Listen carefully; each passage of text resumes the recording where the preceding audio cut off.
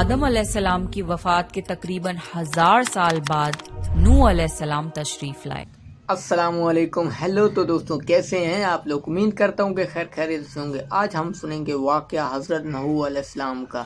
अगर वीडियो अच्छी लगे तो वीडियो को लाइक कर दें एंड चैनल को कर दें सब्सक्राइब, ताकि ऐसी वीडियोस आप तक ज़रूर पहुंचे। और चलते हैं वीडियो की तरफ। तो ये वीडियो चल रही है। आदम अलैहिस्सलाम की वफात के तकरीबन 1000 साल बाद नूह अलैहिस्सलाम तशरीफ लाए। आदम अलैहिस्सलाम के बाद की नस्लें बहुत नेक थीं, पर तकरीबन 1000 साल बाद शैतान ने उन लोगों को बहकाया कि कुछ नेक और बुजुर्ग लोगों को याद रखने के लिए उनके बुत बना लो। तो लोगों ने कुछ बुजुर्गों को इज्जत देने के लिए उनके बुत बना लिए। उस वक्त तो बुतों की पूजा नहीं हुई, पर कुछ नस्लों बाद के लोग आहिस्ता आहिस्ता इन बुतों को पूजने लग गए। कुफर और शिर्क आम हो गया और एक अल्लाह की इबादत बंद हो गई। तब अल्लाह ने दुनिया में नूह अलैहिस्सलाम को भेजा। उस वक्त इंसानों की उम्रें ज्यादा होती थीं और नूह अलैहिस्सलाम की उम्र तकरीबन 950 साल थी। नूह अलैहिस्सलाम ने लोगों को अल्लाह की तरफ दावत दी। सूरह नूह में अल्लाह फरमाता है, यकीनन हमने नूह को उनकी कौम की तरफ भेजा कि अपनी कौम को डराओ और खबरदार कर दो, इससे पहले कि उनके पास दर्दनाक अजाब आए। नूह अलैहिस्सलाम ने अपनी कौम से फरमाया, ए मेरी कौम, मैं तुम्हें साफ साफ डराने वाला हूँ, तो तुम अल्लाह की इबादत करो और उससे डरा करो और मेरा कहना मानो, तो वो तुम्हारे गुनाह बख्श देगा। नूह अलैहिस्सलाम तबलीग के सिलसिले में बहुत मेहनत करते थे। दिन रात लोगों के घरों और इज्तिमात में जाकर उन्हें दावत देते थे। नूह अलैहिस्सलाम लोगों को प्राइवेटली और पब्लिकली समझाते, यहाँ तक कि उन्हें ये करते करते 950 साल गुजर गए, पर सिर्फ चंद लोगों के सिवा कोई ईमान नहीं लाया। नूह अलैहिस्सलाम की कौम उनका मजाक बनाती थी और कहती थी कि अगर तुम सच्चे हो तो जिस अजाब का तुम हमसे वादा करते हो उसको ले आओ। नूह अलैहिस्सलाम की कौम साल दर साल बुराई में आगे बढ़ती गई और नूह अलैहिस्सलाम को परेशान करती रही और कोई ईमान न लाया, सिर्फ कुछ लोगों को छोड़कर। फिर अल्लाह ने नूह अलैहिस्सलाम की तरफ वही की और फरमाया, आपकी कौम में से जो ईमान ला चुका है उनके सिवा अब कोई ईमान नहीं लाएगा, बस आप उनके कामों पर गमगीन ना हो। फिर जब अल्लाह ने वही कर दी और उन्हें बता दिया कि अब कोई ईमान नहीं लाएगा, तो वो नाउम्मीद हो गए और अपनी कौम के लिए बद्दुआ की कि ए मेरे परवरदिगार, तू किसी मुनकिर को रूह जमीन में जिंदा ना छोड़ और मोमिन मर्द और औरतों को बख्श दे। नूह अलैहिस्सलाम ने जब अल्लाह को पुकारा तो अल्लाह ने नूह अलैहिस्सलाम को एक बड़ी कश्ती बनाने की वही की, लेकिन नूह अलैहिस्सलाम नहीं जानते थे कि वो इतनी बड़ी कश्ती कैसे बनाएं। तो अल्लाह ने जिब्रील अलैहिस्सलाम को उनकी मदद के लिए भेजा। नूह अलैहिस्सलाम एक पहाड़ पे रहते थे। उनके आसपास दरख्त नहीं थे, ना ही पानी था। उन्होंने बहुत से दरख्त उगाए, फिर उनको काटा और पहाड़ पर बैठ के कश्ती तैयार करते रहे। लोग जब नूह अलैहिस्सलाम को कश्ती बनाते हुए देखते तो उनका बहुत मजाक बनाते और कहते, ये कैसा मजनून है जो पहाड़ पे कश्ती बना रहा है। धीरे धीरे बहुत मेहनत के बाद एक बहुत बड़ी कश्ती तैयार हो गई।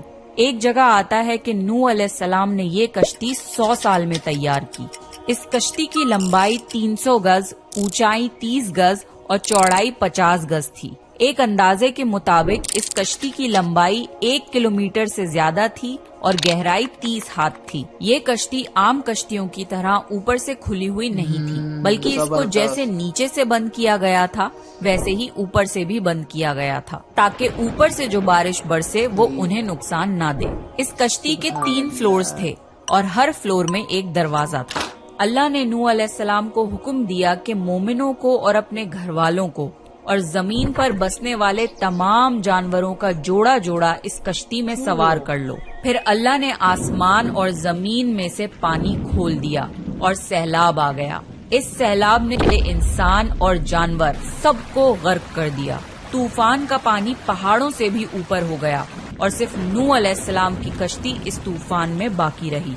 सिर्फ वही लोग और जानवर बचे थे जो कश्ती पर सवार थे। इतने बड़े नबी होने के बावजूद नूह अलैहिस्सलाम का बेटा कश्ती पर ना आया। नूह अलैहिस्सलाम ने उसे पुकारा कि मेरे बेटे, इस कश्ती में आ जा और काफिरों का साथी ना बन।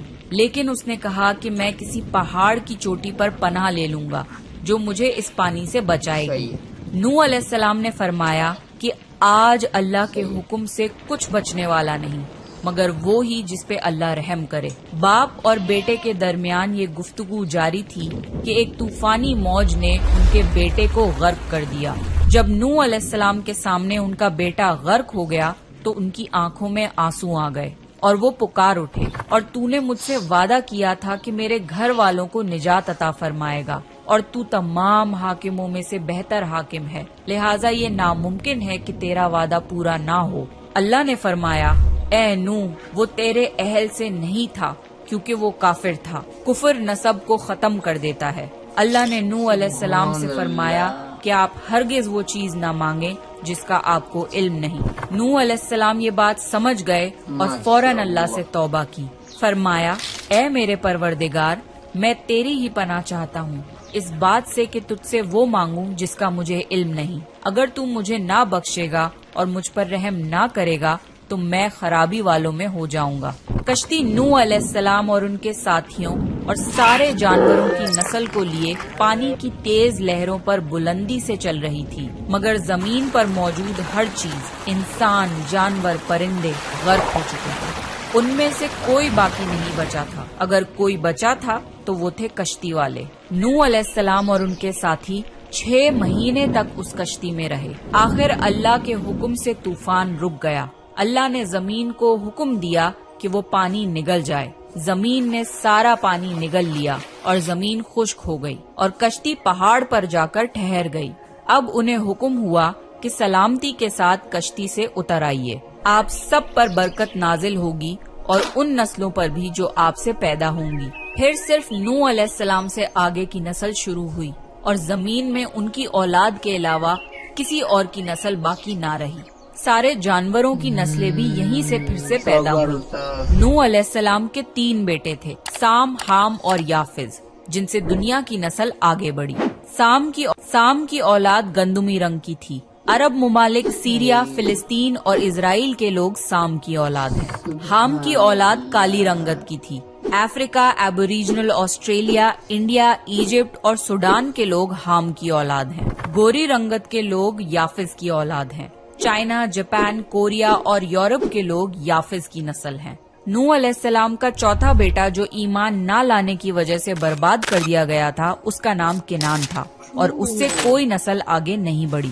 قرآن میں اللہ نے فرمایا، اور ہمیں نوح نے پکارا تو دیکھ لو کہ ہم کیسی اچھی دعا قبول کرنے والے ہیں۔